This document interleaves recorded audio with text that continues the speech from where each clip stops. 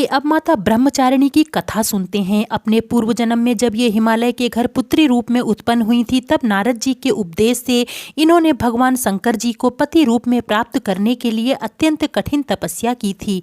इसी दुष्कर तपस्या के कारण इन्हें तपश्चारिणी अर्थात ब्रह्मचारिणी नाम से अभिहित किया गया। 1000 वर्ष उन्होंने केवल फल मूल खाकर व्यतीत किए थे। 100 वर्षों तक केवल शाक पर निर्वाह किया था। कुछ दिनों तक कठिन उपवास रखते हुए खुले आकाश के नीचे वर्षा और धूप के भयानक कष्ट सहे। इस कठिन तपश्चर्या के पश्चात 3000 वर्षों तक केवल जमीन पर टूटकर गिरे हुए बेलपत्रों को खाकर वह अहरनिश भगवान शंकर की आराधना करती रहीं। इसके बाद उन्होंने सूखे बेलपत्रों को भी खाना छोड़ दिया। कई हजार वर्षों तक निर्जल और निराहार तपस्या करती रहीं। पत्तों को भी खाना छोड़ देने के कारण उनका एक नाम अपर्णा भी पड़ा।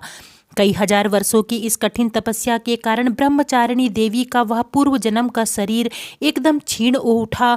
वह अत्यंत ही क्रसकाय हो गई थीं। उनकी यह दशा देखकर उनकी माता मैना अत्यंत दुखित हो उठी।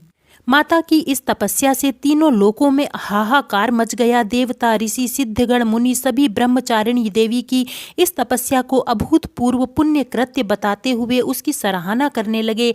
अंत में पितामह ब्रह्मा जी ने आकाशवाणी के द्वारा उन्हें संबोधित करते हुए प्रसन्न स्वरों में कहा, हे देवी, आज तक किसी ने ऐसी कठोर तपस्या नहीं की थी।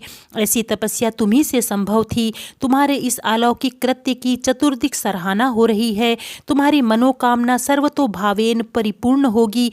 भगवान चंद्रमौली शिवजी तुम्हें पति रूप में प्राप्त होंगे। अब तुम तपस्या से विरत होकर घर लौट जाओ। शीघ्र ही तुम्हारे पिता तुम्हें बुलाने आ रहे हैं।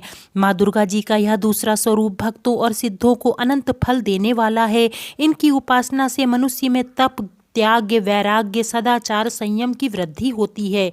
जीवन के कठिन संघर्षों में भी उनका मन कर्तव्य पथ से विचलित नहीं होता। मां ब्रह्मचारिणी देवी की कृपा से उन्हें सर्वत्र सिद्धि और विजय की प्राप्ति होती है। प्रेम पूर्वक बोलिए ब्रह्मचारिणी माता की जय।